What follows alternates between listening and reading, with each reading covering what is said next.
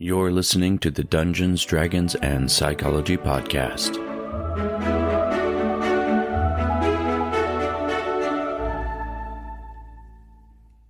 Picture this. Your players are in an ecstatic state to such a point that they feel as they almost don't exist. Their characters seem to be acting devoid of themselves, having nothing to do with the real world, almost as though the players are sitting there watching the story unfold with their characters' actions in a state of awe and wonderment. This is the flow state. I'm Robert Walker, author of Session Zero, the DMG to writing great campaigns in any system, and this is my show where I teach collaborative storytellers how to have more immersive campaigns using psychology. Today, we're going to be talking about the flow state, or flow theory. Now, this theory was developed by psychologist Mihaly Csikszentmihalyi, and that was back in the 1970s. And the theory suggests that learners can experience optimal learning when they perform tasks that are characterized by a skills challenge balance and include a person's interest, control, and intense focus. Now, this theory has been expounded upon greatly in recent years, especially in work psychology and creative psychology, where you're talking about being in a creative flow state or a work flow state. But I believe that this theory also applies to role-playing games. I'm sure you can think about moments like this where the time just flies by at your table without anyone really thinking about how much time has been passing or even considering the real world because they're so invested, they're so caught up in the story. And I believe it is because of those things. The players are engaged in a way that is challenging to them, but they are able to apply their skills to. You have their interest, they have some control over the story, and they have intense focus. That is the state of flow. That is what flow theory suggests. And today, we're going to talk about how you can use the idea of flow theory, how you can manipulate those things that trigger the flow state, control, focus, interest, and challenge, to create that sort of immersive environment around your gaming table. So first, let's talk about the keys that we're going to use. The keys we're going to be looking at are energized, focused, full involvement, and enjoyment or interest.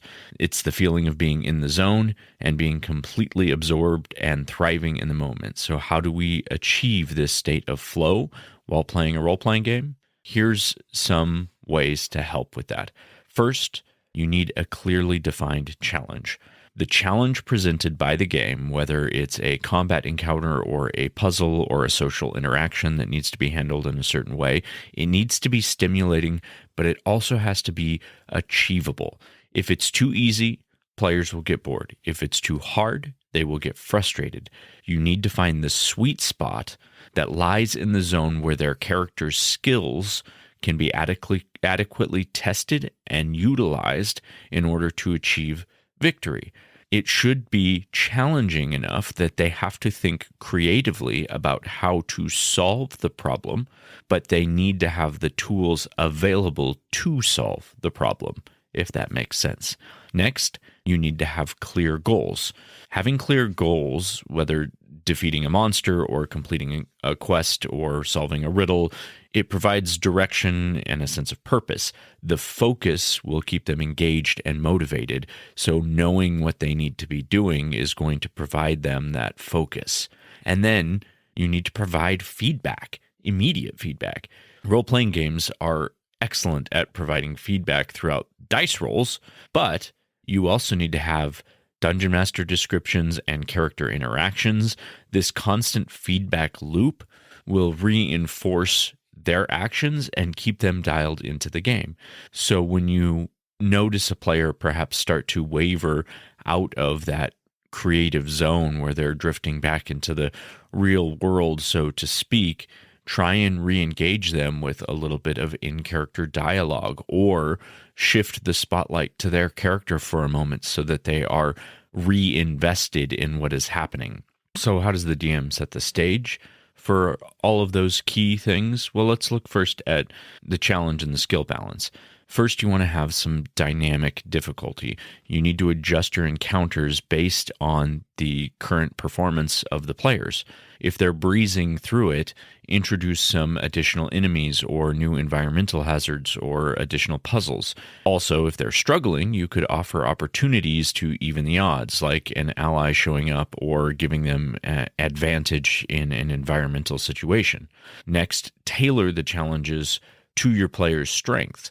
If you have a fighter that loves tactical combat, for example, you could design an encounter that requires strategic positioning and resource management to set the stage for the battle, or set up where troop locations are going to be, things that get more in depth with the tactics and the things that that player likes and would be really interesting for their character as well.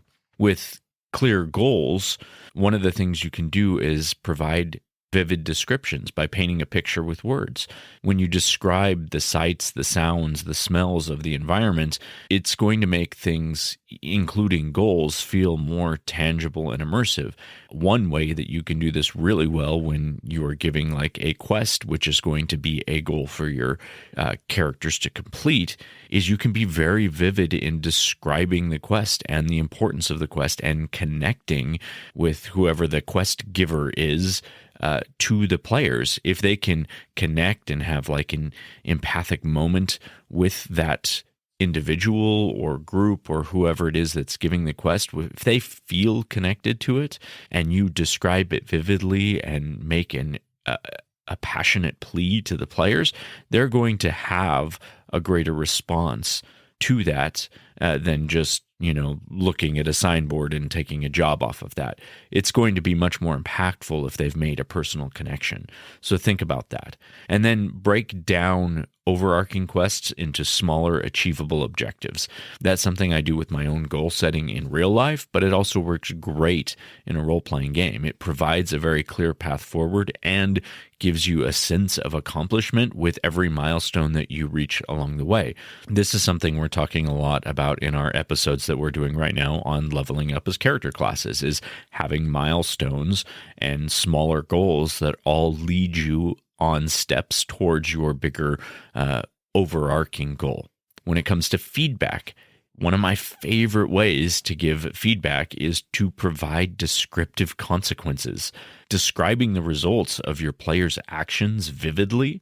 Did they successfully disarm a trap? If they didn't, what happened? If they did, let them hear the satisfying click of the deactivated gears.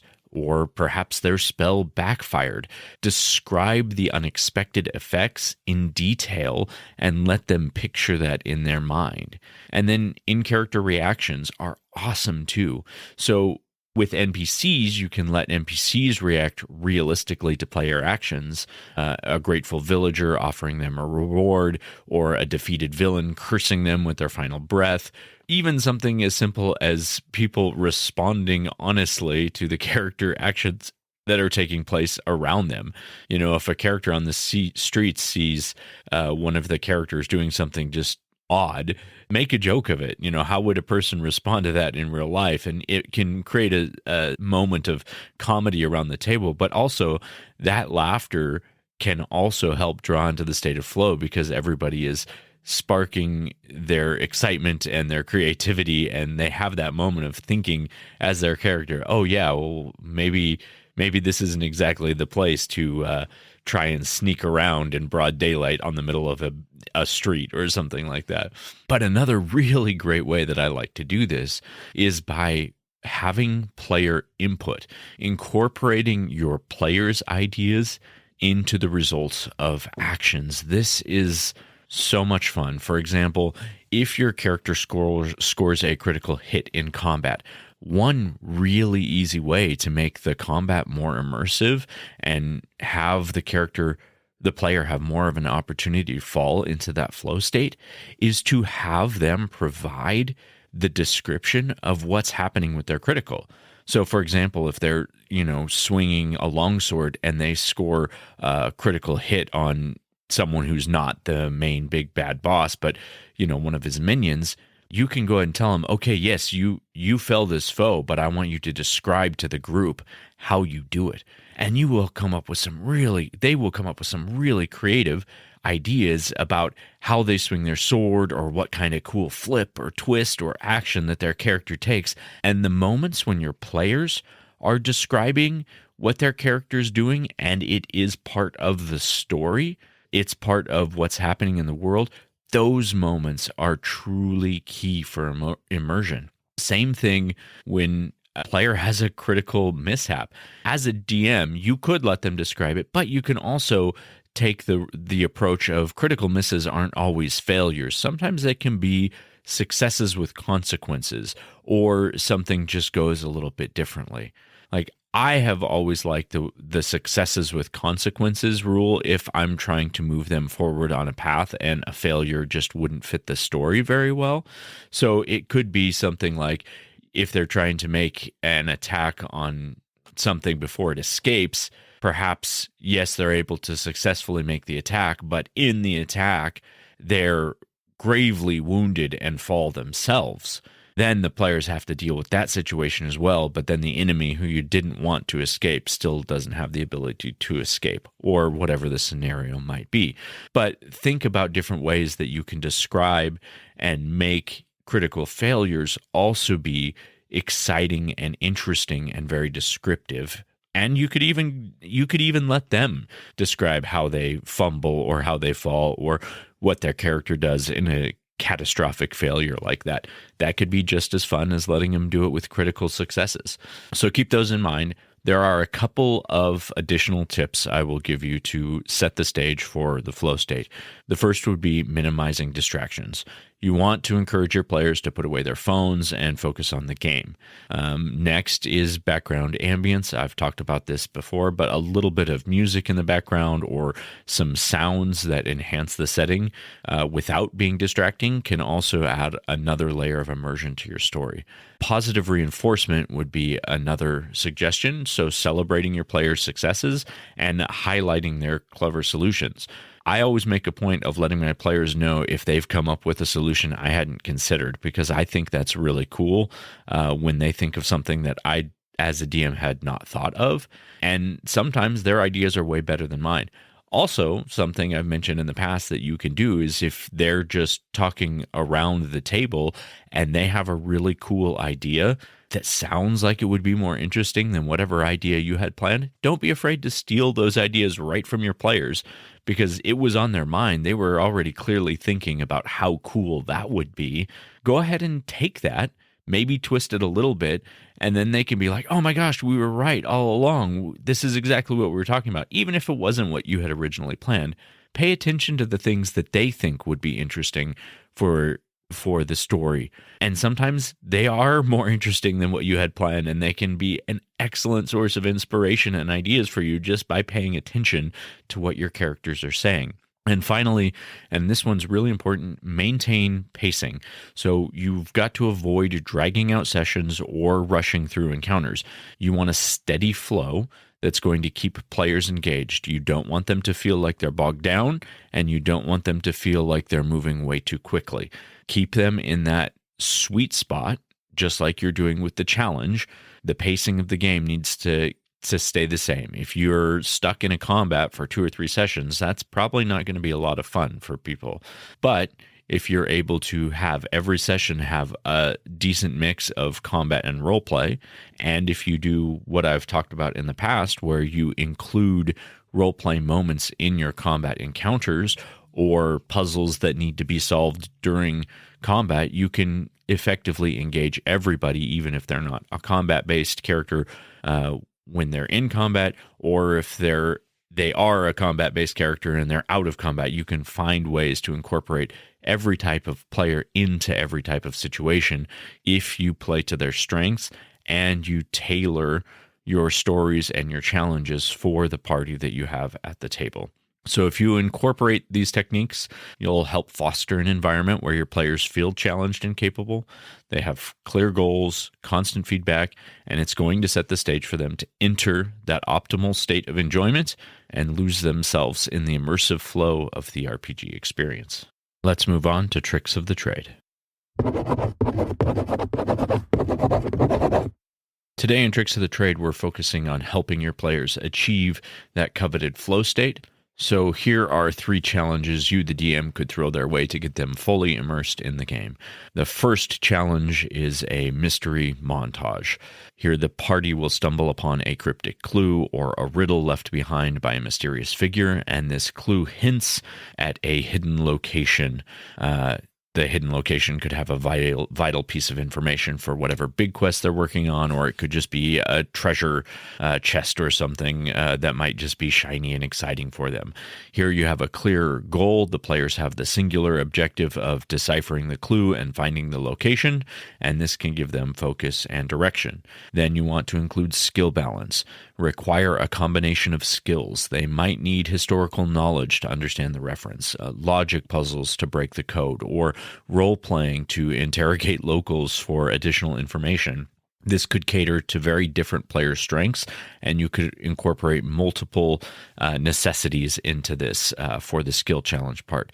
And then immediate feedback. Their investigation should yield incremental progress. They should be learning one piece at a time. They might find a scrap of information here, decipher a symbol there, or discover a hidden passage later. Each discovery should be reinforcing their efforts and keep them engaged as this montage progresses until they finally achieve the goal of figuring it out.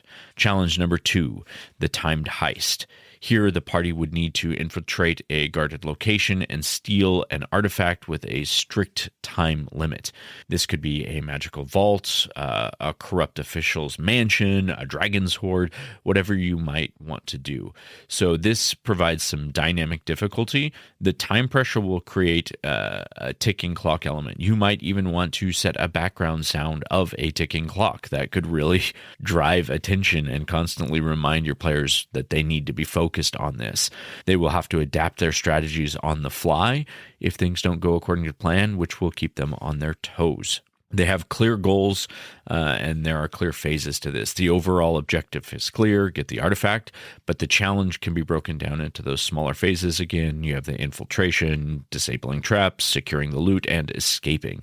This all can provide a sense of accomplishment with each completed phase, all the while that clock is ticking, making them fret that they're not going to be successful and they need to just stay focused and stay on it. Next, you need to match the skills and the challenge. The heist will allow your players to utilize a wide variety of skill sets. Rogues can disable traps, fighters can overpower guards, spellcasters can create diversions or silence. This will let them feel their strengths are valuable to the success of the mission and make sure you cater that to the players at your table. Challenge 3, the persuasive performance. Now, for this, the setup is the party needs to convince some powerful individual, be it a king or a guildmaster or a dragon, whoever you choose to have as their powerful individual. They need to be convinced to lend to the party aid in their quest. Now, this could be done through eloquent arguments or an emotional appeal, or the one I really like in this, a staged performance. Perhaps they need to do a performance for a dragon who only respects things that are done in an artistic manner. But here it will be creative problem solving. There's not maybe a single solution to how they're going to get this person's aid, so the players need to think outside the box and tailor their approach to the specific personality and motivations of the target and the abilities of their characters. This is going to encourage some creative collaboration amongst your players. And then immediate feedback. Their interactions with the target should provide immediate feedback, body language shift, changes in tones, partial concessions. All of these could signal progress in their endeavor or roadblocks that they're encountering. And it could keep them actively engaged in you and adjusting their strategy towards the goal. And the skill balance of this one is awesome. This challenge caters to a wide variety of player strengths. You can have the silver-tongued bard charming their way through, or a fighter could appeal to a sense of honor and duty, or a paladin could do that as well. It allows each player to sort of feel that their skills are relevant. And like I said, that's such an important part of this story being immersive, is it needs to feel like it is challenging but achievable to the strengths that each character has around the table, so that every player feels like they are part of this unraveling story. So incorporate these challenges, these ideas into your campaign. Remember, you can nudge your players towards that flow state. When they feel fully engaged and immersed in the world you've created, they will be more easily able to fall into the flow state. And remember, cyclothids, the key is to provide a clear goal, a balanced challenge that utilizes their skills and strengths, and constant feedback to keep them motivated and in the zone. That is all for today, cyclothids. I hope you have enjoyed this episode. We are still continuing our Level Up in Real Life series, so keep an eye out for that if you are interested in doing some self-improvement along with us. If not, that's totally fine as well. I'm still going to keep putting out these other episodes that are more like our traditional format and give you ideas about your games and your stories as you're creating them. One really cool new feature that has been added to the podcast is fan mail. Now you will find a link before the episode description that lets you send us a text message. So if you would like to just send us a quick message about something that you really liked about an episode, thoughts you have. But what I'm really looking for from your messages right now is I'm curious what episodes you would like to see done, what concepts you would like to see explored, and what things that you would like more clarification on. So if you have ideas for what you would like me to give to you, the listeners, my cyclothids, then please just click on that link. It just says text us cycle, and you can send us a text message to the show. And I will work on putting some of those episodes together for you so that you're getting content that's truly useful for what it is you're looking for right now. As always, my friends, I will see you next session.